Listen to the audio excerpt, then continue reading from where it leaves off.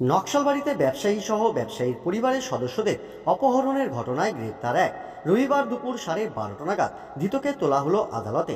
নকশালবাড়ির হাতিগিসায় Asian highway জাতীয় সড়কে গাড়ি আটক করে এক শিশুসহ মোট 4 জনকে অপহরণ করা হয়। শুক্রবার গভীর রাতে শিলিগুড়ি থেকে বিহার ফিরছিলেন ফল ব্যবসায়ী প্রদীপ চৌধুরী সহ তার গোটা পরিবার। নকশালবাড়ির হাতিগিসায় প্রদীপের পরিবারের 4 জনকে অপহরণ করে বলে জানা গিয়েছে।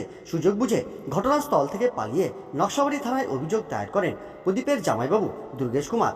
ঘটনার তদন্তে নেমে শনিবার রাতে শিলিগুড়ির দেবীডাঙ্গা থেকে এক অপহরণকারীকে গ্রেপ্তার করে নকশালবাড়ি থানার পুলিশ। ধৃতের নাম বিষ্ণুপদ সাহা। ধৃত শিলিগুড়ির দেবীডাঙ্গার বাসিন্দা। এবার ধৃতকে শিলিগুড়ি মহকুমা আদালতে তোলা হলে বিচারক 8 দিনের পুলিশি রিমান্ডের নির্দেশ দেন। এর পাশাপাশি পুলিশ সূত্রে খবর, ধৃত 9 লক্ষ টাকার মুক্তিপণের দাবি করেছিল অপহরণ পরিবারের কাছ থেকে।